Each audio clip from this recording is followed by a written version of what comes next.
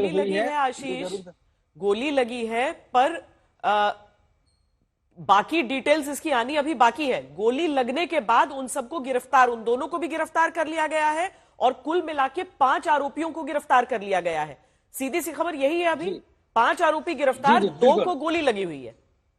बिल्कुल बिल्कुल। 5 आरोपी पूरी तरीके से गिरफ्तार हुए, जिसमें से 2 को गोली लगी हुई है और एक आरोपी ऑलरेडी कल गिरफ्तार हो जा चुका था। तो टोटल 6 जो थे उनको गिरफ्तार किया है पुलिस ने एक तरीके से, जो एफआईआर में दर्ज थे, जो नामजद थे, जिनके ऊपर आरोप था कि महाराजगंज में जब ये जा रही थी, अब जिस दौरान मूर्ति विसर्जन को, उस दौरान उन्होंने ही दंगा भड़काया और उन्होंने कहीं ना कहीं रामगोपाल मिश्रा की हत्या में उनका हाथ है। तो इस और ये पूरी नेपाल जो भागने का एंगल कहां से आ रहा है? यानी कि इसका मतलब कि बहराइच से नहीं हुई है ये गिरफ्तारियां? बिल्कुल, ये बहराइच से जब आगे बढ़ेंगे तो नानपारा एरिया पड़ता है, बहराइच का ही है, और वो नेपाल से कहीं सटा होने की, तो ये माना जा रहा है कि वो सब भागने की फिराक में थे और नेपाल जाने की फिराक में थे। पुलिस ने और सीएफ ने मिलकर मुठभेड़ वहां पर जो की है, तो पहले ही उनको गिरफ्तार कर लिया है। तो ये जो यहाँ महाराजगंज का एरिया है, वहां से लेकर नानपारा का एरिया है, तकरीबन 40 से 50 किलोमीटर के एरिया पे, वहां पर इस तरीके की घटना हुई और वहां पर कहीं ना कहीं सबको, अब जो पुलिस का दावा है कि अब तक सभी को गिरफ्तार एक तरीके से किया गया, जो उसमें नामजद है, इनके खिलाफ एफआईआर थी, जो मूर्ति विसर्जन के द्वारा पूरी तरीके से आरोपित थे कि उन्होंने ही इस पूरी दंगे को फैलाने का काम किया, हत्या करने का काम किया। मेन जो मौत हुई थी जिसमें रामगोपाल मिश्रा की, उनका भी, तो कहीं ना कहीं अब जो मुठभेड़ हुई है फहीम और तालिब के साथ में, तो वो प्रमुख है, क्योंकि उन्होंने भी कहीं ना कहीं जिस तरीके से पूरा ये षड्यंत्र रचा है, माना जा रहा है कि इस पूरी हिंसा को फैलाने में, तो उनका रोल भी बहुत महत्वपूर्ण माना जा रहा ठीक है है। आशीष, और बने इसके रहिए बने रहिए। हम दर्शकों को यह भी बताते चलें कि देखिए, जो तस्वीरें हम दिखा रहे हैं उसमें हम तारीख के साथ आपको बता रहे हैं ये किस दिन किस तरीके से, जब दुर्गा जी की प्रतिमा को विसर्जन के लिए ले जाया जा रहा था, उस समय से लेकर अब तक का जो घटनाक्रम है। और इस समय की बड़ी खबर यह है कि जो आरोपी रहे इस दंगे में, जो आरोपी रहे हैं जिन्होंने हत्या की है एक नवयुवक की, उनमें से 5 को गिरफ्तार आज किया गया है। अब से कुछ देर पहले ADG law and order Amitabh Yash ने आज तक से खास बातचीत की, जिसमें उन्होंने ये जानकारी दी है। इनमें से 2 जो हैं उनको गोली लगी है। 2 के नाम है सरफराज और फहीम। ये जानकारी पुलिस के पास थी कि ये फरार होने की फिराक में थे, ये भागकर नेपाल जाना चाहते थे, क्योंकि दबिश यहां पर बहराइच में बढ़ रही थी। इनमें से 2 को गोली लगी है, लेकिन 5 को अभी गिरफ्त में ले लिया गया है। मुठभेड़ हुई है, जिसके बाद ये 5 आरोपी गिरफ्तार हुए हैं। जाहिर है जिस तरह की राजनीति आशीष उत्तर प्रदेश में आजकल होती है, उसमें अभी इसको लेकर भी सवाल उठाए जाएंगे। लेकिन अभी 5 की गिरफ्तारी, बहराइच हम समझें कि कमोवेश घटना वहां पर कुछ हुई नहीं है, उसके बाद उसको स्थिति को नियंत्रण में किया गया है। आरोपी कुल कितने हैं और क्या पुलिस अभी भी औरों की तलाश में है? बिल्कुल श्रद्धा, जिस तरीके से ये गिरफ्तारी हुई है, उसमें मान के चलिए, जो पहले दिन, जिस दिन रामगोपाल मिश्रा की हत्या हुई थी, उस दिन ही ये एफआईआर दर्ज हुई है। उसमें 6 आरोपियों के नाम थे, जिसमें फहीम का, सरफराज का नाम था, रिंकू का नाम था, और इसके साथ साथ 3 अन्य थे। यानी कि वो मुख्य आरोपी थे, जो यहाँ के महाराजगंज एरिया जो है वो डोमिनेटेड है विशेष समुदाय का, वहां पर ये लोग रहते थे। और जो रेहुआ मंसूर गांव है, यानी कि जो रेहुआ मंसूर गांव है जहां पर मृतक रहता था, वहां से तकरीबन उसकी दूरी 1.5 से 2 किलोमीटर है, उस एरिया की, जहां पर ये सभी आरोपी रहते हैं।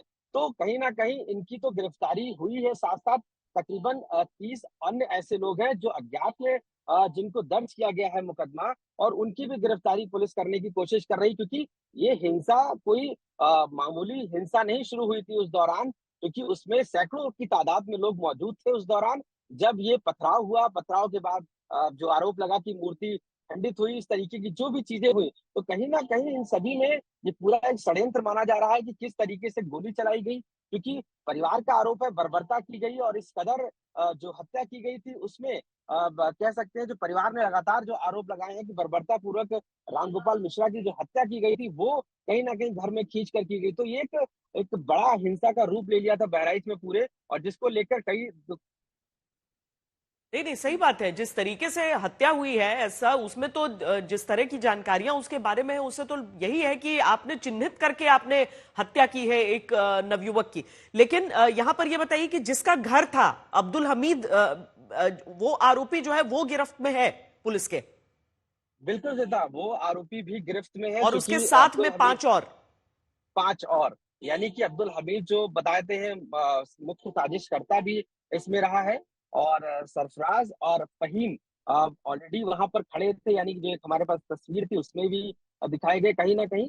तो ये पूरा जो 6 लोगों का जिसमें नामजद थी उसमें ये शामिल थे। तो टोटल आप मान के चलिए 5 गिरफ्तारी हो जा चुकी है, जिसमें 2 के साथ मुठभेड़ हुई है। और जो मुख्य साजिशकर्ता है वो भी सरफराज और कहीं ना कहीं फहीम को मान रहे हैं। तो ये गिरफ्तारी बड़ी गिरफ्तारी, चूंकि इसी की मांग को लेकर शव को रखते उस दिन प्रदर्शन भी हुआ। और ये भी कहा गया कि शव को नहीं इंक्रिमिनेशन किया जाएगा जब तक इन लोगों की गिरफ्तारी नहीं होती। पुलिस लगातार पिछले 2 दिनों से, जब से हिंसा हुई उसके बाद से ही सर्च ऑपरेशन चला रही थी। महाराजगंज एरिया पूरी तरीके से, चूंकि वहां पर हिंसा हुई तो वहां पर भी सारी चीजें बंद थी, लोग मकान में नहीं मौजूद थे और फरार थे आरोपी। लगातार पुलिस से बचने का कोशिश कर रहे थे, क्योंकि जिस तरीके से मामला बढ़ा, बहराइच में हिंसा बढ़ी, उसके बाद सभी आरोपी फरार हो गए थे और कहीं ना कहीं फिराक में थे कि वो कैसे भी यहाँ से बचकर निकल जाएं। लेकिन एसटीएफ ने आरोपियों को गिरफ्तार किया और उसके बाद 2 के साथ मुठभेड़ भी हुई है। तो कहीं ना कहीं जो वहां का गांव है रेवा मंसूर, जहां पर ये रहते हैं, यानी कि जो मृतक था रामगोपाल मिश्रा, आपको मैं बताऊं कि वहां तक सूचना पहुंचते ही पूरे गांव में जिस तरीके से माहौल बना है, वहां के लोग कहीं ना कहीं इस एनकाउंटर के बाद शोर मचाना शुरू कर दिया एक तरीके से कि अब तो कहीं ना कहीं ये जो खबर है वो पूरी आग की तरह इस बहराइच के एरिया में और स्पेशली मैसी तहसील के आसपास के जितने एरिया हैं वहां पर पहुंच चुकी है। और ऐसे में जो, चूंकि ये जो महाराजगंज का मुख्य एरिया है जहां पर ये हिंसा हुई है, जहां पर मूर्ति विसर्जन के दौरान रोकी गई थी यात्रा, वहां पर पूरी तरीके से बंदी थी। आशीष आशीष, हालांकि अभी बने रहिए आप हमारे साथ। इस समय की एक और बड़ी खबर हम इसी मामले से जुड़ी हुई दे देते हैं कि बहराइच हिंसा के आरोपियों का मुठभेड़ हुआ है, पैर में गोली लगी है। मुठभेड़ के बाद 5 आरोपी गिरफ्तार हुए हैं। सरफराज और फहीम 2 आरोपी हैं जिन्हें पैर में गोली लगी है और उसके बाद यूपी पुलिस ने वहां पर गिरफ्तारी इनकी कर ली है। ये तस्वीरें हैं जो कि मुठभेड़ के फौरन बाद की ये तस्वीरें आप देख रहे हैं। यहां एम्बुलेंस भी आपको दिख रही है, भारी पुलिस बल यहां पर दिख रहा है और आरोपियों को, जो 5 आरोपी जिनको गिरफ्तार किया गया है, ले जाते हुए की तस्वीरें हैं ये। तो एम्बुलेंस आप पीछे देखिए, सामने पुलिस की गाड़ी, पुलिस बल की मौजूदगी और उन आरोपियों को यहां से ले जाया जा रहा है।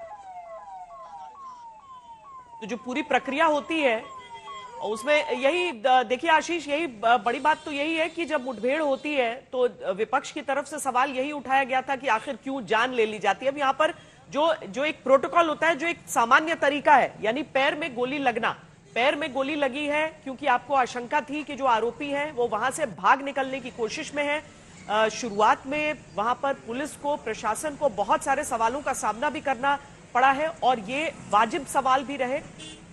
जब जानकारियां रहती हैं कि किस इलाके से होकर जो यात्रा है धार्मिक उसे निकलना है, तो पुलिस बंदोबस्त रहना चाहिए, नहीं रहा। अमिताभ यश जो एडीजी लॉ एंड ऑर्डर है, कुछ देर पहले हमसे बातचीत भी की, उनको ही सबसे पहले देखा गया कि किस तरीके से उपद्रवियों को भी पीछे करने के लिए खुद पिस्तौल लेकर उतर गए थे, पिस्तौल लेकर खुद उतर गए थे। लोगों से कहा था कि वो पीछे रहे, दायरे में रहे, पुलिस अपना काम आगे करेगी। और अब आशीष, चूंकि योगी आदित्यनाथ ने भी परिवार से मिलकर आश्वासन उन्हें दिया था कि न्याय उन्हें दिया जाएगा, जो मांगे वो कर रहे हैं उन्हें पूरा किया जाएगा। तो अब चूंकि आपने ये पूरा एनकाउंटर, जो दंगा था उसे कवर किया था, वहां पर लोगों से बातचीत की थी, लोग जो चाह रहे थे उसके अनुकूल प्रशासन और पुलिस की ये कार्रवाई। बिल्कुल श्वेता, बिल्कुल उसी तरीके से ये कार्रवाई है। क्योंकि जिस दिन क्रिमिनेशन होना था रामगोपाल मिश्रा का, उस दिन पूरे गांव के गांव बाहर निकल कर आ गए थे, हाथों में लाठी डंडे एक बार लेकर। हम डॉक्टर की बात सुना देते हैं। एक सरफराज करके नाम है और एक तालिम करके, मोहम्मद तालिम। तो दोनों के, एक के दाएं पैर में है, एक के बाएं पैर में है। क्या स्थिति है सर? स्थिति दोनों की सही है। कहाँ भेजा गया सर? थोड़ा जो गोली अभी भी अंदर ही है, क्योंकि एग्जैक्ट पॉइंट उसमें नहीं दिखा है। बाकी हमने डिस्ट्रिक्ट हॉस्पिटल बहराइच के लिए रेफर कर दिया है, वहाँ एक्सरे और फर्दर मैनेजमेंट के लिए। स्थिति दोनों की नॉर्मल है। कब लेके आए थे यहाँ पे? 2:35 के करीब, दोपहर में 2:35। तो गोली निकाल दी गई इसकी? गोली तो नहीं निकाली गई है, वो फर्दर डिस्ट्रिक्ट हॉस्पिटल में। दोनों आरोपियों की स्थिति के बारे में बता रहे हैं, एक को दाएं पैर में गोली, एक को बाएं पैर में गोली लगी है और अभी गोली निकाली नहीं गई क्योंकि मुमकिन है, हो सकता है सुविधाएं वहां पर ना हो, तो जिला अस्पताल की तरफ दोनों को पुलिस की गाड़ी में ले जाया गया है। ये जो पहले डॉक्टर हैं, क्या नाम था आरोपी और कहाँ गोली लगी है? 2 व्यक्ति आए थे हमारे यहाँ, जो 2 लोग, एक सरफराज करके नाम है और एक तालिम करके, मोहम्मद तालिम। तो दोनों के, एक के दाएं पैर में है, एक के बाएं पैर में है। क्या स्थिति है सर? स्थिति दोनों की सही है। कहाँ भेजा गया सर? थोड़ा जो गोली अभी भी अंदर ही है, क्योंकि एग्जैक्ट पॉइंट उसमें नहीं दिखा है। बाकी हमने डिस्ट्रिक्ट हॉस्पिटल बहराइच के लिए रेफर कर दिया है, वहाँ एक्सरे और फर्दर मैनेजमेंट के लिए। स्थिति दोनों की नॉर्मल है। कब लेके आए थे यहाँ पे? 2:35 के करीब, दोपहर में 2:35। तो गोली निकाल दी गई इसकी? गोली तो नहीं निकाली गई है, वो फर्दर डिस्ट्रिक्ट हॉस्पिटल में। डॉक्टर की तरफ से जो जानकारी दी जा रही है वो आपने सुना। ये मुठभेड़ के फौरन बाद की तस्वीरें। बहराइच के विधायक सुरेश्वर सिंह हमारे साथ फोन लाइन पर इस समय जुड़ रहे हैं। सुरेश्वर जी, जो आरोपी हैं उनमें से 2 को गोली लगी, मुठभेड़ के बाद 5 को गिरफ्तार किया गया। लोग वहां पर बहुत ही आक्रोशित थे, अभी तक यहां तक कि अंत्येष्टि करने के लिए भी तैयार नहीं थे। इस कार्रवाई के साथ आप क्या कहना चाहेंगे?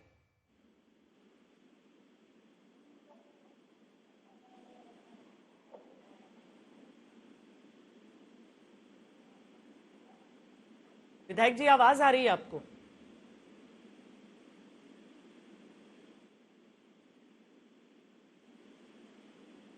अभी आवाज हमारी नहीं जा रही है उन तक, लेकिन जाहिर तौर पर पुलिस प्रशासन सरकार सब पर सवाल थे। सवाल तो हालांकि व्यवस्था के बने रहेंगे, लेकिन उस घटना के बाद इस तरह की और कोई चीज न हो। उस घटना के बाद जो पीड़ित हैं उन्हें इंसाफ मिले, न्याय मिले। तस्वीरें हम आपको 13 अक्टूबर की भी दिखा रहे हैं और आज की भी दिखा रहे हैं। 13 अक्टूबर की वो तस्वीरें जहां पर राम गोपाल मिश्र नाम के एक युवा को, जो कि एक छत पर चढ़ने के बाद, देखिए वहां की तस्वीरें आपको दिख रही हैं। ये सारी चीजें तस्वीरों के साथ समक्ष है सबके। और दूसरी तरफ एनकाउंटर के फौरन बाद की तस्वीरें। हमारे उत्तर प्रदेश के ब्यूरो चीफ कुमार अभिषेक हमारे साथ जुड़ रहे हैं इस समय। अभिषेक, बहुत ज्यादा दबाव पुलिस पर भी था, बहुत ज्यादा दबाव वहां पर प्रशासन सरकार सब पर था। योगी आदित्यनाथ का वादा उस परिवार से कि आपको इंसाफ मिलेगा, और आज ये 5 जो आरोपी हैं उनको मुठभेड़ के बाद हिरासत में लेना। अभी मुठभेड़ पर भी बहुत सारे सवाल आगे होंगे, लेकिन इस समय जो सोचकर जो यूपी पुलिस आगे बढ़ी थी, वो कम से कम अगर ये फरार हो जाते वाकई नेपाल, तो बड़ी परेशानी और भी आगे होती। इंसाफ के रास्ते में रोड़े ही रोड़े फिर। नहीं, बिल्कुल श्वेता, देखिए जिस तरीके से ये घटना घटी, जिस तरीके से वहां दंगा बढ़ा, जिस तरीके से छत पर रामगोपाल मिश्रा को गोली मारी गई, ये तस्वीर दुनिया के सामने है। और उसके बाद सरकार पर यह दबाव था कि इस पर कार्रवाई होनी ही चाहिए। आप देखें तो पिछले 24-36 घंटे से वहां पर अब हिंसा बंद है, यानी कि पूरी तरीके से दंगा कंट्रोल में है। लेकिन जिन लोगों ने गोलियां मारी थी, जिस अब्दुल हमीद के घर के छत पर वो चढ़ा था, रामगोपाल मिश्रा झंडा उतार रहा था और दूसरा झंडा लगा रहा था, उस घर से गोलियां चली थी और बाकायदा उसकी तस्वीरें भी आई कि किन लोगों ने गोलियां चलाई हैं, उसके वीडियो भी सामने आए। तब से भी पुलिस पर दबाव था, प्रशासन पर दबाव था कि जो इसके कल्प्रिट हैं, जो आरोपी हैं, उन्हें जल्द से जल्द उनको पकड़ा जाए, उनकी गिरफ्तारी हो। परिवार ने मुठभेड़ में एनकाउंटर। सुरेश्वर सिंह जो कि विधायक हैं बहराइच के, हमारे साथ जुड़ गए इस समय। सुरेश्वर जी, आवाज आ रही है आपको? जी आ रही है। जी, क्या कहेंगे कार्रवाई पर? फरार होना चाहते थे ये आरोपी नेपाल? ये 5 आरोपी फरार होना चाहते थे। कल एक आरोपी जेल भेजा गया था, राजा करके, और आज ये 5 आरोपी नेपाल की तरफ जा रहे थे, जिनको रोका गया। रोकने पे 2 लोगों ने पुलिस पर फायरिंग की, ऐसा बताया जाता है। जवाबी कार्रवाई में 2 लोग घायल हुए हैं, बाकी 3 लोग सुरक्षित हैं और 2 लोग भी गंभीर रूप से घायल ही हैं। अस्पताल ले जाए जा रहे हैं, उसमें डॉक्टर देखने के बाद ही उनके समुचित इलाज और उनको जेल भेजने का काम किया जाएगा।